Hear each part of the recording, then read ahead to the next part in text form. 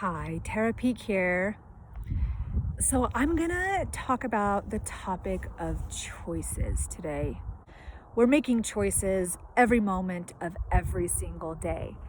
And it's really interesting that our choices can be as simple as what I'm gonna get up in the morning, what I'm going to wear. Am I gonna brush my teeth? Am I gonna drink some water? What am I gonna have for breakfast? Where am I gonna go? And these choices can be repeated over and over and over, becoming very unconscious choices. And after a period of time, depending on things such as the foods that we're choosing, or the habits that we are choosing, or some of the things that we're actually not even choosing, we're just kind of allowing to happen to us, can really affect us. And decision making is so important, especially when we have goals or when we have moments of being stuck and we really know we need to make a different choice. I know for myself that it took a long time for me to really trust my own choices. And it's just been really recently where the wishy-washy part of a choice for myself has disappeared. And what that is we make a choice and then we doubt ourselves. We simply question our own choices. We don't necessarily trust ourselves or trust that our choices are the best for us.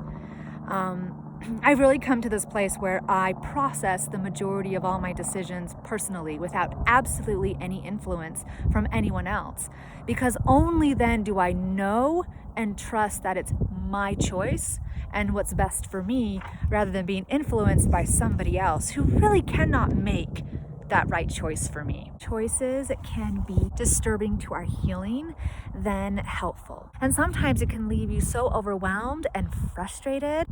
And that is kind of something that comes with everything in this day and age. There's so many options that our choices become more of an extreme overwhelm. And when we have extreme overwhelmed, we are kicking our body into a stress response. So when we have this overwhelm and we have all of these choices, we're actually halting ourselves from healing, because no matter which one we're doing, we're already feeling like there's more that we should be doing, because we're trying to get it done and we're trying to do every little thing that can possibly work. Some people have even come to me saying, I've done everything, and they really have. They already know and are so educated, they're almost too educated, that they're so aware they question their own choices. They're doing all of the right things, but what they are doing is doubting their own methods and their own choices. So they're halting their own healing by blocking and resisting what is allowed to work for them. And if they would simply just take all of that away from their mind and just trust that what they felt the very first time somebody shared a method of healing and they were like, this is what I'm going to try, and just trust that trying it, if they felt good about it, is what's the right thing. The moment you make a choice, it should feel calming. And when you can feel that peace and calm about any choice that's being made, that is when it will have the most profound results. How do we get to that choice? These few steps to make the most optimum choices for you, whether it's in your healthcare, in your career, in your relationship, and what you should be doing for your children. Really, no one person can give you the best direction, but you know already deep down the choices that work for you. As a collective, we shouldn't be giving one person, this is the right thing for you or the wrong thing for you. But for every individual person, there is a cause and effect by any choice we make. At any moment in time, we have the choice to think of something in a light or to think of something in, say, a darkness. So there's always a way to see the beauty in things, and there's always a way to see the negative in things. There's always a way to make a choice that is going to be of benefit, and there's a choice that could have also a benefit, but maybe the benefit leaves us with a lot of hardships we have to move through, which again benefits us because it just makes us stronger and it makes us realize what choices we don't want to do next time. So, for just a few simple steps of how to make a conscious choice that is going to be one that benefits you, that you can feel certain of every time you make it. Now, I know I've talked in the past about how important it is to have a connection to something greater than yourself, whatever that is for you. If we don't have that connection, it's very easy to get lost and have to just jump into the science of things, which science is so moldable. It changes and is proven and misproven all the time. So if that's going to be your foundation, it's going to be a very faulty foundation because it's always supposed to be explored.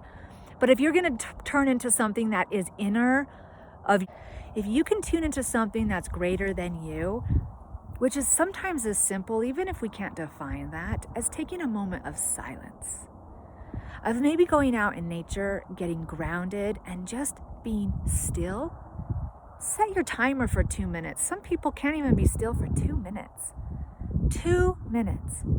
And after you have that moment of stillness, just go within your own mental capacity and say to yourself, if you don't have something deeper that you're connecting to, what is the best, optimum decision in this? And then state what decision you were trying to make. And after you ask your question, just sit and connect to what is called your inner body. In my relationship, what is the most optimum food I should be eating? What is the most optimum time I should be eating at? What is the most optimum medicine or medical protocol I should be taking for this ailment I'm dealing with? And when you have that inner connection and you feel an overwhelming sense of calm, the next thought that comes into your head, go with it. That is almost always your gut instinct, your higher self coming through to you in that moment of stillness to tell you, to guide you, to help you move through your decision, move through your choice. Nobody else needs to be involved in this. No counselor, no therapist, no mentor. No one should be able to tell you what is best for you. And when you find that certainty, just know that if you feel nobody validates your choice or your decision, you can email me, you can call me, because I will absolutely validate you. You will always have at least one person on this planet that validates you for making your choice. And I will validate you to a place that shows you it is right for you. There is always going to be opposing influences and opposing opinions because people take pride in their opinions. And we're trying to do every little thing that can possibly work, but that's also just a judgment or a choice. So you get to make your own. And when you come to this new way of making choices, you'll find that when you follow through, they truly are the greatest for you because it's where you will move into the deepest places of your own self-awareness, your own personal growth. And then you start to trust all your choices. And you don't need those choices to be influenced by the latest fad or by the latest fashion or by the latest scientific discovery, because when we come from a state that's deeper than ourselves, that is what's solid. That's where we're the most protected. This world is supposed to mold and change and evolve. And in order to truly evolve to our greatest spiritual awakening, we have to move to a higher place because evolution is not going to be always on the physical that's going to benefit us. We have to move into a spiritual evolution where we're really connecting to the energies of what makes this life what it is, what helps you manifest the best self that you can be. So you can be that example to everyone in your world by making that choice that was yours and yours alone, with no other influence. So I hope that was of benefit to you, and thank you for listening if you got to the end.